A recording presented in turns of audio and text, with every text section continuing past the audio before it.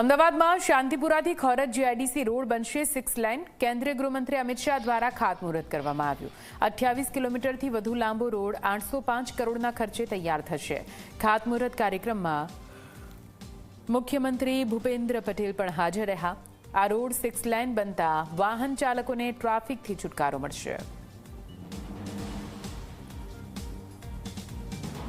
શાંતિપુરા ચોકડીથી લઈને ખોરજ જીઆઈડીસી સુધીનો લગભગ 29 કિલોમીટરનો રસ્તો 6 લેન બનશે, જેનાથી અલગ અલગ વિસ્તારના લોકોને સીધો ફાયદો થશે, વાહન ચાલકોને ફાયદો થશે ને ઇન્ડસ્ટ્રીયલ વિસ્તારને પણ ફાયદો થશે।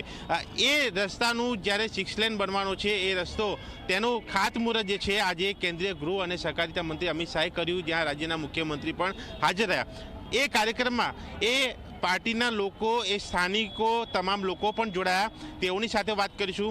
પહેલાં તો આપનું નામ જણાવશો। શૈલેષભાઈ દાવડા, અમદાવાદ જિલ્લા ભારતીય જનતા પાર્ટીના પ્રમુખ છું અને આજ રોજ કેન્દ્રના ગૃહ અને સહકારિતા મંત્રી અમિતભાઈ શાહ સાહેબ અને રાજ્યના મક્કમ મુખ્યમંત્રી ભૂપેન્દ્રભાઈ પટેલ સાહેબે આ જે રોડનું જે ખાતમુહૂર્ત કર્યું છે અને આગામી 1.5 વર્ષની અંદર જ્યારે પૂરું થવાનું છે ત્યારે સાણંદના જીઆઈડીસી અને સાણંદની પબ્લિકને તો ફાયદો થવાનો છે, પરંતુ કચ્છ તરફ જતાં બધું જ ટ્રાફિક વાહન વ્યવહાર, રાધનપુર તરફ જતું જે ટ્રાફિક વ્યવહાર છે અને માળિયા મિયાણા તરફનું જે દ્વારકા તરફનું જે પણ અહીંથી જે જાય છે એ બધા જ ટ્રાફિક વ્યવહારને ખૂબ સરળતા થશે। એના માટે થઈ અને બંને અમારા આગેવાનોએ આજે આનું ખાતમુહૂર્ત કરેલ છે।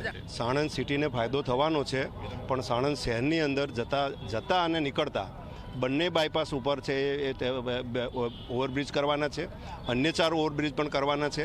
આગામી એક રેલવેનો પ્રોજેક્ટ છે એની ઉપર પણ ઓવરબ્રિજ કરવાના છે અને સાણંદ ગામ તળમાં થોડાક કાર્ય જે છે એ વેપારી મિત્રોનો પણ એ દબાણ નથી, એ લારી ગલ્લા ઊભા રહેતા હતા, ત્યાં એ ખાલી રોડ પહોળો થવાનો છે। અત્યારે જે ટ્રાફિકની સમસ્યા છે, એક 6 લેન હાઈવે બનવાથી અમને બધાને સાણંદવાસીઓને 100% વિશ્વાસ છે કે ટ્રાફિકની સમસ્યા એકદમ હલ થશે। તેમાં 6 લાઇન રોડ બનશે એટલે એને માળિયા મિયાણા અને રાધનપુર વિરંગામ તરફનો ટ્રાફિક જે હાલમાં થાય છે એ ઓછો થઈ જશે। જીઆઈડીસીની વાત, એનો પણ સમાવેશ, એ લોકોનો પણ વિકાસની વાત છે।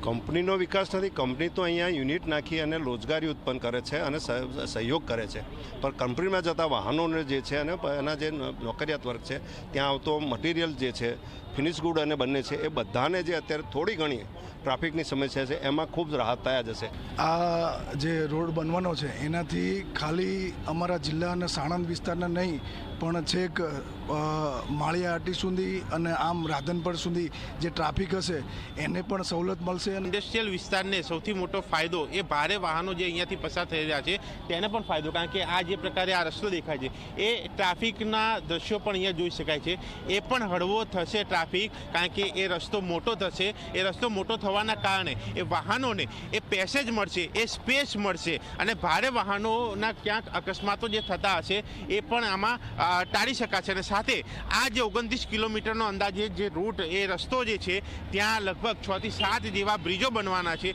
એ બ્રિજો બનતા એ બાયપાસ રસ્તો પણ બનશે, જેના કારણે એ સિગ્નલો ઉપર થતા ટ્રાફિક એને પણ હળવા કરી શકાશે અને તેના કારણે સીધો ફાયદો આ અમદાવાદ જે શાંતિપુરા એ જિલ્લા વિસ્તારને, સાણંદને, વિરમગામને, કચ્છ સુધી જતા એ માળિયા હાટીના એ રસ્તાને એ તમામ લોકોને ફાયદો થશે અને તે ફાયદાને લોકો અહીંયા આવકારી રહ્યા છે। અને લગભગ આજે જે ખાતમુહૂર્ત થયું છે તે બાદ લગભગ 1.5 વર્ષ 2 વર્ષમાં આ રસ્તો બનીને કમ્પ્લીટ થશે અને તે બાદ લોકોને મોટા રસ્તા સાથેની વધારે સારી સવલત, સુવિધા જે છે આ વિસ્તારને મળશે।